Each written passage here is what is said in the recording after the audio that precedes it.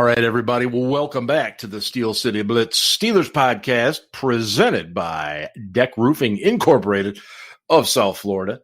It is very good to be back with you, and thanks to Ben Roethlisberger, we've got no shortage of material to cover tonight, along with everything going on with camp, as well as really good news for the Nunn family, Bill Nunn, Super Scout with the Steelers. We'll talk a little bit about the honor potentially being bestowed upon him coming up.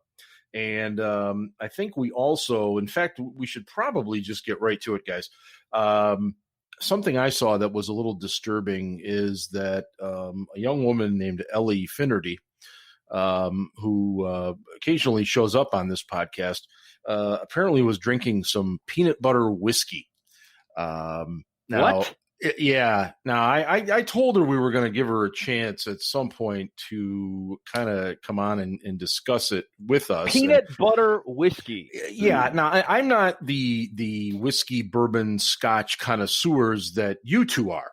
By any stretch of the imagination, but I do know this: if I ever were to have told my father, rest in peace, that I was drinking peanut butter whiskey, I probably would have had the bottle smashed over my head.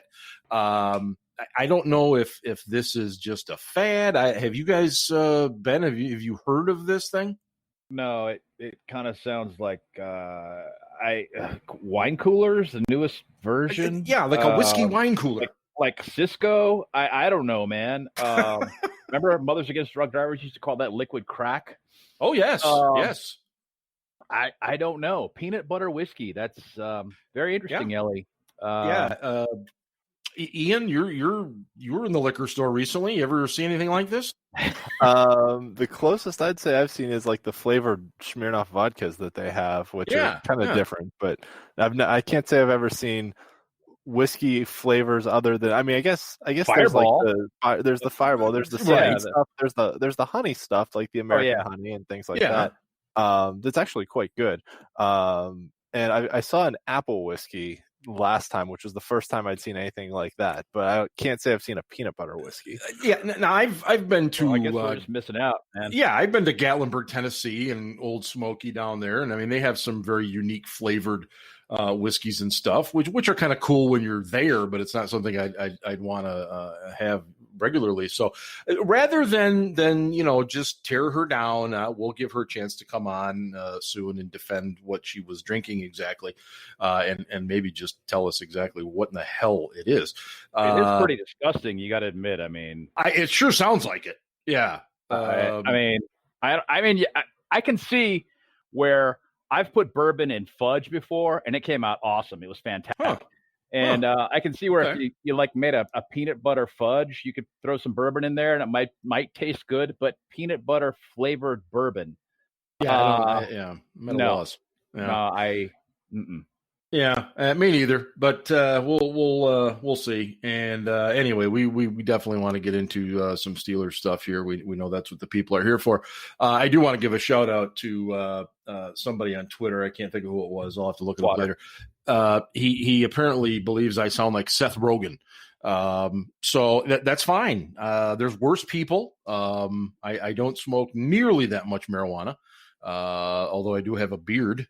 So I guess I got that similarity. But anyway, moving on. Hope you guys are well. We're going to jump right into it. I didn't know this was coming. Maybe you guys did. But Ben Roethlisberger released the first part of a series that is on YouTube and is basically everywhere now after it's been out there. It's basically about his return, his recovery from surgery, but even before it goes back to 2019 training camp. They talk a little bit about the passing of Daryl Drake, the wide receiver coach, which was obviously something I often wonder if it doesn't get talked about enough in terms of just the impact it had on that whole season last year. Sans the injury to Ben. But Ian, have you had a chance to watch this? It's about 14 minutes long. and it's considered part one. And it's Ben. His wife Ashley has a prominent role. You'll see Dr. Tom Bradley is in it. Mike Tomlin. Coach Tomlin. Yep. And so Ian, did you get a chance to see this today? I did watch it, and it was excellent. I was really impressed with Ben's wife, Ashley, that, she really had her finger on the pulse of not just, her husband and all that he was going through, but kind of the team. Maggie, not Molly. Yeah. Maggie? Yeah, Maggie. Oh, man, I'm sorry. It's okay. She's like 2 months old now. She's adorable. She wants to be on the podcast. She wants to talk about the Steelers.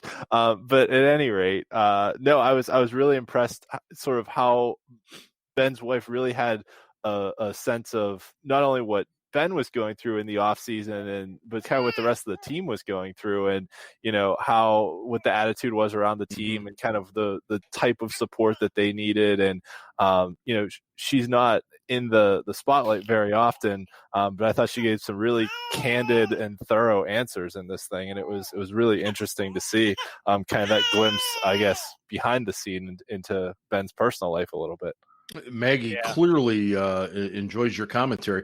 Real quickly, go ahead. Talking about Maggie, just one quick point: is her legal name Margaret, and she goes by Maggie? That's gonna be the plan, or yes, that is what it is. Yes. Okay. Yes, Margaret.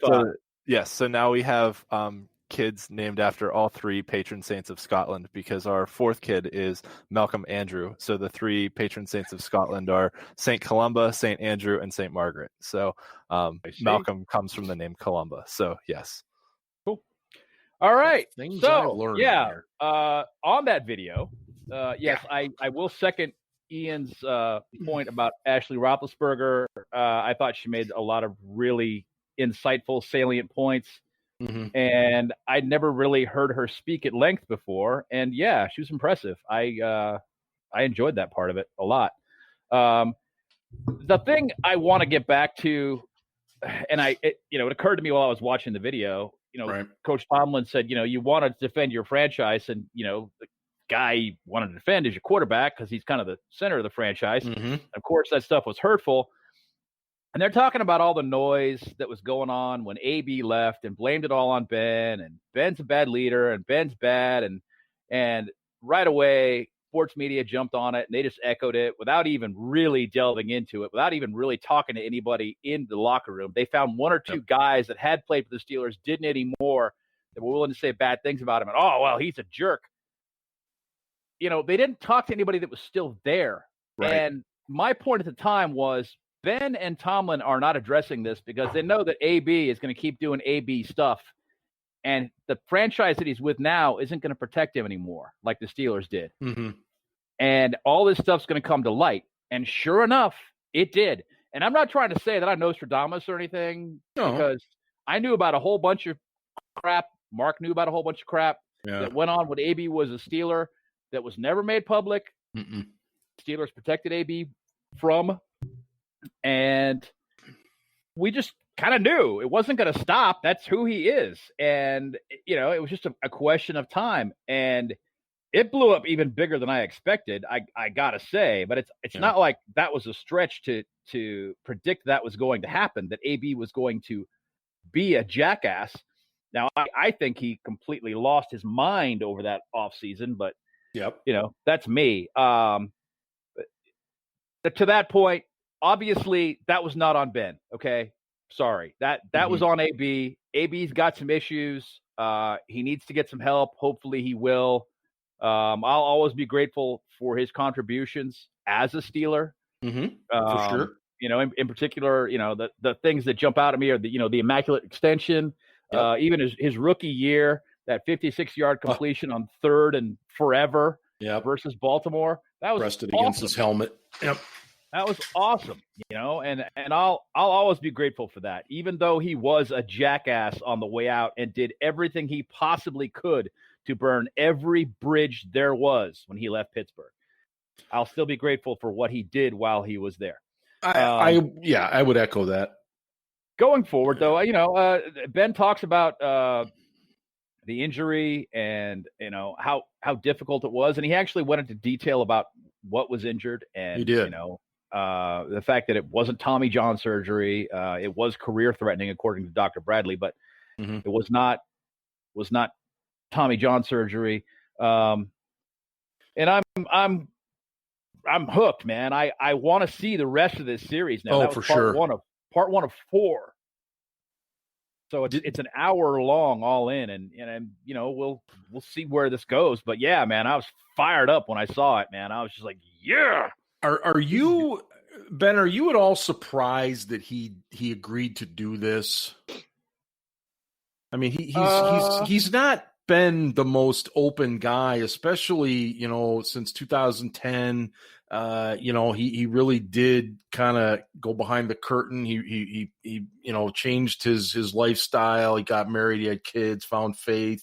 I mean, are you surprised he did this? Moderately. Yeah. He's just always been a little bit standoffish, or not always. Yeah, the majority of his career, he's been a little standoffish with the media. Yeah. He really has. Yeah. And maybe rightfully so. I mean, I'll give you an example. The whole drama thing that they project onto him. Yeah, Ben is a little bit dramatic, but the fans, we are far more dramatic than Ben is. And the media is geared to generate clicks and hits and get people to read articles and watch TV. And if they know that we're dramatic, they're going to feed that. And so things get blown up into a much bigger thing than they really are.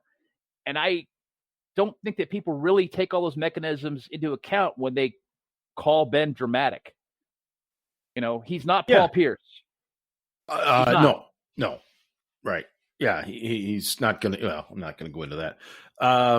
Ian, we're just kind of. I mentioned to Ben, and asked about his surprise that Roethlisberger would do this. Were you at all surprised? And then I would piggyback on that, something that you commented on when we were chatting earlier, the fact that so many of the young guys get kind of smacked around because they do so much on YouTube. Will Ben get a similar type reaction, or is his going to be different? So I'll start with the second question. I think Ben's reaction will be different because a lot of the, how can I say this nicely, curmudgeons who don't like the young players doing social media stuff tend to have pretty good relationships with Ben, namely like Mark Madden and yeah. So Madden has always been a big defender of Ben. He has.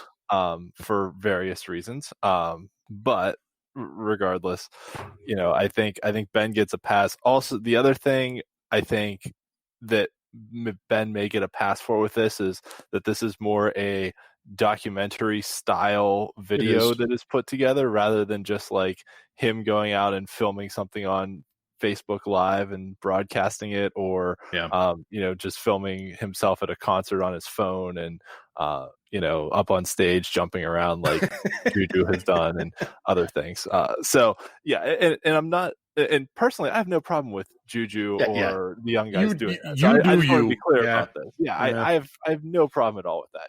It's what the kids these days do, and fine, whatever. They're kids. It is what it is. So really, what you're saying is you won't be surprised if Ben is in a onesie in the next episode. I honestly, I was a little surprised at how candid and forthcoming he was in this one, and Ben's kind of an interesting guy too, because if you look over the course of his career, he started with a pretty bad social reputation around the city. And he talks a lot about his faith now. He's developed into a family man. He's got a bunch of kids, and I think his wife has been a great influence on his life. And some of the other people that he now chooses to associate with are much better than the people he previously chose to associate with. But even in his early days, he didn't have a great relationship with a lot of players in the locker room and things like that. And I think I don't think it was something that came naturally to him. I think it's been something he's had to work on over time. But he has worked on it, and I mean, hearing him talk about like how close he was with Daryl Drake, who wasn't even his positions coach. I mean, I think Daryl Drake was that kind of person that had a big influence on a lot of people just because of his personality. But at the same time, Ben was really close with Daryl Drake as the wide receivers coach. Ben was, has been close with some other players. I mean, before Antonio Brown went insane, like Ben and AB were pretty close. I mean, they had described each other kind of as like best friends a couple times in interviews. And then Antonio Brown's head got taken off by Vontaze Burfict, and he was kind of never the same upstairs after that. No. He was a jackass before that. He was a jackass, but it wasn't okay. Yeah. But at any rate, so I was a little surprised. And I'll also say about Ben, sometimes he's gotten taken to the rails for being more forthcoming and honest on his radio show than maybe he should be. And I think he's been working for a while to try and figure out where that line is of, what can he say publicly versus what can't he say. Right. And there have been times where, people say like, oh, well, Ben should call his receivers out because he's the leader on the team, and that shows leadership if you call them out in the media. And then other times it's like, well, Ben talks too much, he brings too much drama outside the locker room and shouldn't be airing this stuff on the radio. So I was all in the second camp. You call your teammates out as a leader, you always do, but you do it on the field, you do it in the locker room, you talk to them, you don't talk to everybody else. Well, I think Ian's exactly right. He always walked that fine line. And let's be honest, you guys mentioned the fans. They were going to complain if he didn't say enough, and they were going to complain if he said too much. So he was in a no-win situation. When he would mention guys on the radio, he would get in trouble for it. When he didn't say enough, he would get in trouble for it. So, yeah, Ben, go ahead. Do we lose Ben? I don't know. I'm still here. Well, yeah, so I guess what struck me a little bit was, how, his just frankness, his candor about the moments of the injury and everything were really striking to me. Ian, you pointed out how well Ashley, Mrs. Roethlisberger, if I have to, had her finger kind of on the pulse of not just her husband as a player, but on kind of that team. I mean, she really did nail a couple of things in regards to that. But I don't know. Did you have anything else that you thought came out of that, Ian? Not really. The only other thing I would say is how I don't think any of us really realized how close we were to seeing Ben Roethlisberger play in his final NFL game. I mean, they did kind of go into that at the end of the first video here that he basically had a choice between retirement and have surgery and maybe play again. And he considered retirement long and hard and decided to have surgery because he wanted to come back and play more. And that was completely his decision to make, that, he wanted to try and come back and play, which I think somewhat speaks to just, his level of focus and intensity this year in training camp and going into this season as well, that, he knows this could all get taken away from him in a moment. And he's not a young guy anymore who's invincible. I mean, he's battled through so many injuries in his career. Heck, he won a Super Bowl, the first one, which he had a terrible game, but he won a Super Bowl with a partially broken finger. Remember, he played with a splint through that whole playoffs on his thumb, on his throwing hand. And so, he's battled through a lot of things before in the past. But this was really the first one that actually threatened his career. I guess maybe you could say the broken rib, the one time that almost went into his heart, could have threatened his career too. That might have threatened his life. that one too. I mean, when I saw him holding the elbow, and I didn't really immediately think, oh, geez, his career's over, but I did think of Terry Bradshaw. I mean, that was my first thought, was, oh my God, seriously, another great one goes down because of an elbow, But I mean, you quickly kind of snap yourself out of that, and you say, okay, all right, let's see what happens here and get him back, and so on and so forth. But I thought it was a great first part of this series, a 4-part series. I'm definitely anxious for the next one. I thought everybody involved was great. The production was great. It's very different than what we're used to seeing. And Ben, any final thoughts on it before we move on? No. Like I said, I'm just looking forward to the rest of it. And, it all is going to work itself out. I'm pretty excited about the season, even with the fact that I think fans will be either very sparse or non-existent at Heinz Field. Yeah. I think this team is centered. I know Ben is apparently fired up, not angry, he's just going out and having fun and playing, and he's enthusiastic. And that enthusiasm is what encourages me. I'm really looking forward to that. And the fact that, really, I think they've got a top 2 or 3 defense on the other side. I don't want to jinx it by saying it's that good, but I think they're really good. And when you've got you got the quarterback like Ben, and you've got a defense that's that good, you have a chance. The biggest obstacle for the Steelers this year is going to be the fact that the Ravens, who I frequently say suck, and they're assholes. We've heard that. They're assholes, but they're not. They don't actually suck. They're going to be pretty good. So, that's going to be tough. That's having a team like that in your own division. Well, and they have the weakest schedule in the league, I believe, don't they? Yeah, the Steelers have a pretty weak schedule, though, too. If you go by that win-loss crap from last year, bullshit, I know, which I don't, because it never turns out that way. No, it doesn't. Hey, just a reminder, you're listening to the Steel City Blitz Steelers podcast presented by Deck Roofing Incorporated, which serves Broward and the southern Palm Beach counties.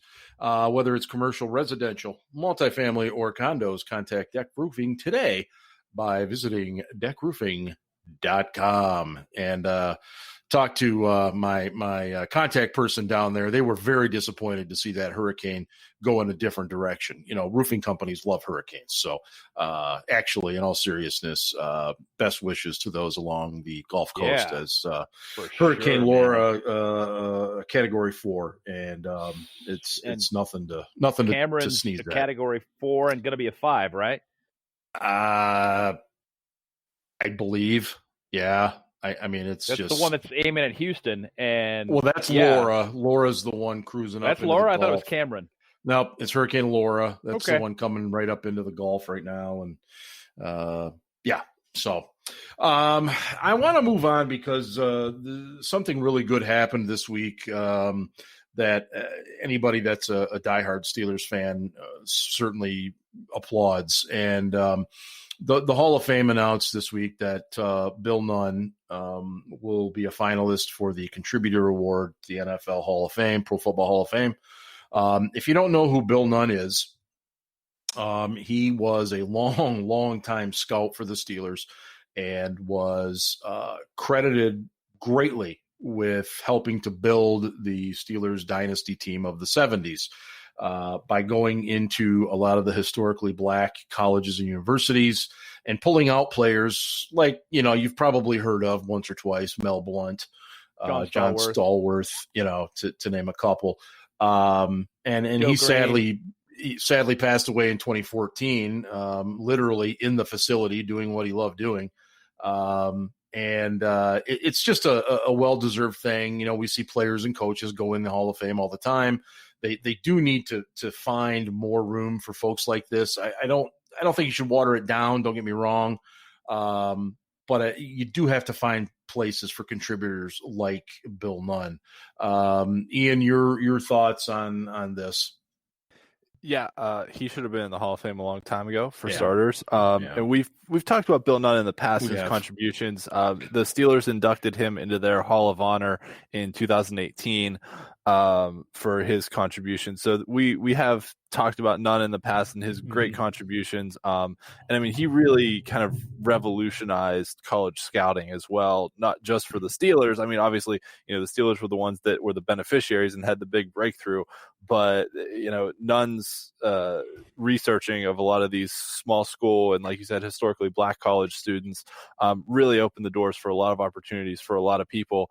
And I mean, you even saw it kind of play out in this past year's draft where there was a kid from like, I think it was a D3 school that got drafted in the second or third round ahead of guys from like Clemson and Alabama at the same position. Yeah. I think he was a corner or a safety. He was a defensive back. But now and especially the internet's helped us. And I mean, remember when Nunn was operating in the 70s and 80s, it was all word of mouth. It was like you had to know a guy and call him on the phone or go visit the school and scout the players out like that. You couldn't, just go to YouTube. And your draft board was actually a board. It wasn't on a computer. It was a board. Yeah, you couldn't go, pull up highlight clips of this guy on your computer or sitting on your couch at night and just watch him. So you really had to have good connections and good information on people, and it was a lot harder to scout players. Now, it's kind of, if you have talent, the NFL will find you. But back then, it wasn't a guarantee if you had talent that the NFL would find you. Very true. Ben, I know Ian said we've talked about Mr. Nunn before when he went into the Steelers Hall of Honor. Go ahead. I just want to. We talked about Mel Blount, and obviously that's one of the guys that Bill Nunn identified. And yeah, Ian's right. It was a lot harder to identify guys. Joe Green, no one knew who he was. No. Was taken first overall. Great player. Things got around, I guess, a little bit about him before that draft. But the Pittsburgh media, when Joe Green was drafted, the next day it was like, "Who's Joe Green? What do you guys? Who's that?" Can you imagine? They could have taken Terry Hanratty, and instead they took Joe. Who's this Joe Green guy? And they took Hanratty anyway later. But later, yeah. Bill Nunn just for years taught scouting to the younger scouts, and it wasn't just that his contributions were in the players that he helped bring in. It's the fact that he imparted that knowledge for years after that fact. There's a story, I was trying to think of this earlier. There's a story about Nunn going down to Alabama A&M, and no one wanted to look at John Stallworth. There was just not any interest. And he goes down there, and he takes a stopwatch with him and times him in the 40. In shorts and tennis shoes. He didn't even have any cleats that day. And timed him once or twice in the 40 and then goes, "Okay, great. Good talking to you, And apparently Noel liked his film so much that he wanted to take him in the first round instead of Lynn Swann, but he got talked out of it by Art Rooney, and they took Lynn Swann in the first round instead. Right. And when Stallworth was still there in the fourth, Noel was like, "No, he's just too good to pass up. We got to take him." So they nabbed him then, and obviously it paid dividends. That from my perspective, John Stallworth is still the greatest Steelers wide receiver ever. I know Antonio Brown is supremely talented, but Stallworth was better. He just played in a different offense in a different era, and didn't have as many opportunities as somebody like an AB would have. Oh, totally different game. An era now. Yeah, completely. But yeah, amazing player. And there were lots of others. There were guys that were undrafted that he brought in. Donnie Shell. Yep. Was he a late round draft pick or was he undrafted? Late round, I believe. South Carolina State. Yes.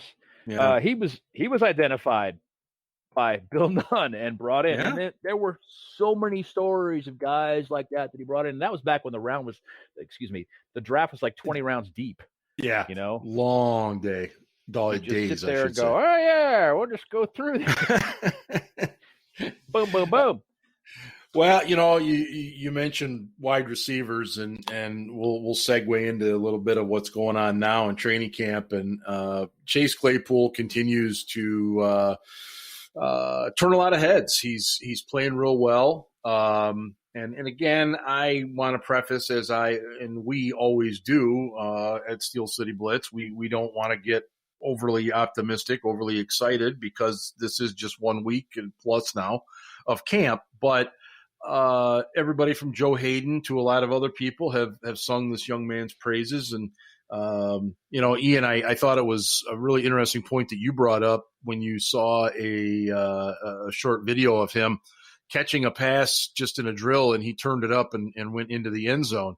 whereas most other receivers just kind of toe tap, go out of bounds, run back to the line. I mean, what does this do, Ian, for your optimism for Claypool? So I don't want to react too much to a 12-second video that was posted. Oh, no. Right. But you know, I don't want to overreact to it, but a couple things jump to mind. A lot of great NFL players have had that kind of work ethic where, you know, it's only practice, but they're going to take it to the house every time they touch the ball. Antonio Brown did it. Hines Ward did it. Yep. You know, guys who are known for their work ethic. I think Jerry Rice might have done it. Adrian Peterson used to do it, which annoyed the crap out of his teammates in Minnesota.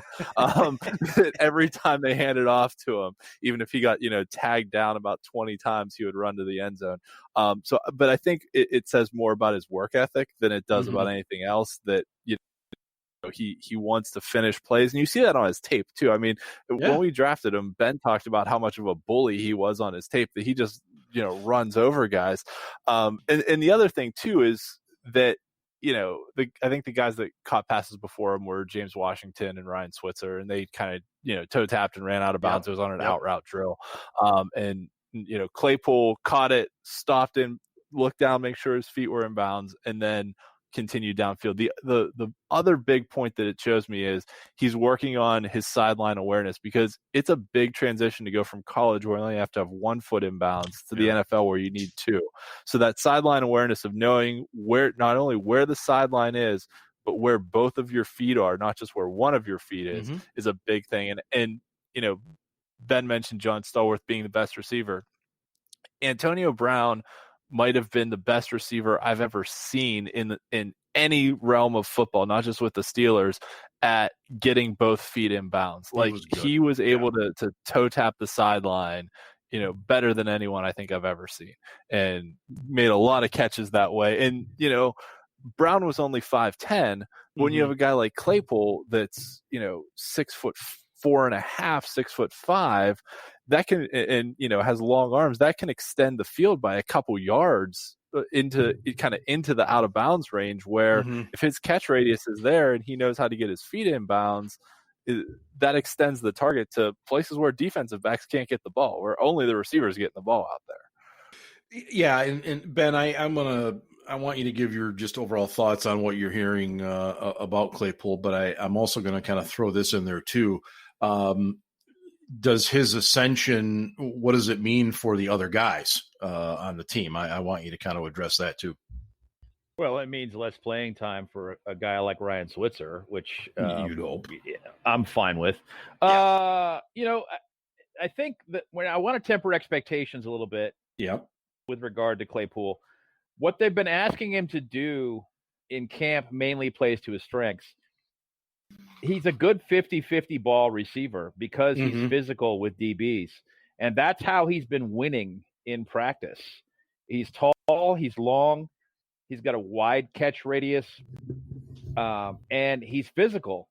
So he can push DBs out of the way with a little hip check or maybe a little elbow or something and grab that 50-50 ball. And he's going to be interesting and dangerous in the red zone. But he's not going to be the guy, at least this year. He's not likely to be the guy that rips off that 80-yard catch for a touchdown. I mean, unless he's wide open and, you know, they forget to cover him. If they forget to cover him, that's a different thing altogether. But I'm, you know, it's like Juju when he was a rookie and he caught that 97-yarder against the Lions. And ran down the field with 2 guys with him and got in the end zone. That was, for a rookie, that was flat out amazing. Very impressive that he didn't get caught. And people don't pay that enough mind. And Juju's still just 23, man. And you know, we're talking about the video thing earlier where he's doing the onesie thing. And yeah, that was just fucking stupid. Sorry, Juju. We love you, man, but that was just dumb. Yeah, at least he didn't have a Pizza Hut pizza in his hand. Exactly, but he's 23. I mean, kids do dumb things. I don't know how else to put it. Kids do some dumb things. Yeah, and it's not like he's out, like, you know, causing, you know, getting in fights and getting drunk at bars and causing problems or doing anything like that. He's just doing silly things. So, I mean, consider the alternatives here. Absolutely. And, don't make a big deal out of this. No, he's a 23-year-old kid. Yeah. I mean, let's keep it in perspective. Yeah, I agree. And I think in regards to Claypool in the red zone, I think you'll see Juju, Deontay, James Washington. And then when it does get close to that red zone area, I think you're going to see more Chase Claypool this year. I think when you have some 4 wide receiver sets, you're more likely to see Claypool in there than you are Switzer. Yeah. And that's just reality. And I'm really curious as to whether or not they're going to stick him in the slot and tell him to run up the seam. Just run up the seam, run a post. Mm-hmm, mm-hmm. Well, again, very, very limited, body of work here in a week and a half. But, Ben sure seems to like him. The reports from all the beat writers are good. You hear a lot of teammates talking about, how they're connecting and stuff. So, it's one of those things, arrow up. We're not going to get overly excited about it, but at the same time, it's fun to hear. One last point on Bill Nunn. I think I want everybody to realize that once you're named a finalist by the senior committee, you're all but certain to go in. Pretty much. It's not a lock, but you're all but certain to go in. So I pretty much expect that his family is going to be going to the enshrinement. Somebody from his family is going to be going to the enshrinement and presenting him next year and accepting, his bust. And that's pretty damn cool. Is his son Bill still alive, or did he pass? I don't know. He was an actor. He was in several big movies in the 80s and 90s, if I remember. And I thought I heard that he had passed, but I hope he didn't, because now I feel bad. Anyway, Ian, you've been cranking out stuff on Whitfield High School football. Go ahead and just give everybody a little taste of what you've got kicked out and what's coming. And we've really become the place for Whitfield. So I have no problem saying that. Well, thank you very much. I appreciate it. And certainly. So right now we're working our way through conference previews. I know on the past couple of podcasts I've been giving updates on, kind of where the status of sports are in Pennsylvania. Mm-hmm. The PIAA, the governing body in Pennsylvania, decided to basically allow fall sports to happen at the discretion of individual school districts. So school districts have until September 1st to make that decision. Right. So far, only 2 school districts in the Whitfield have canceled fall sports. Mm-hmm. One of them is Uniontown, who has the longest active losing streak in the Whitfield at 32 games, and they only play like 10 games a year. So I actually feel kind of bad for the senior class there, because they haven't won in over 3 years, and that class is going to graduate without having won a game. So that sucks for them. Yeah. The other one is Summit Academy, which is a school for adjudicated youth. They have complete roster turnover every year because they just get assigned kids by the court system. So that wasn't a real big surprise they canceled either. But everyone else is playing as of now.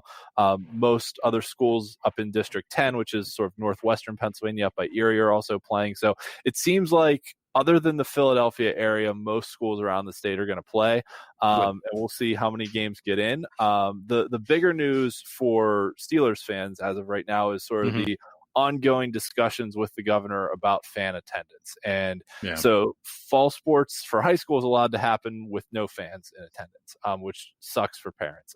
But they aren't allowed to have fans at games as of right now. And there's some ongoing discussions about what could or couldn't happen for, professional games. Right now, the limit in the state of Pennsylvania is 250 people for outdoor gatherings. The Allegheny County limit is 50.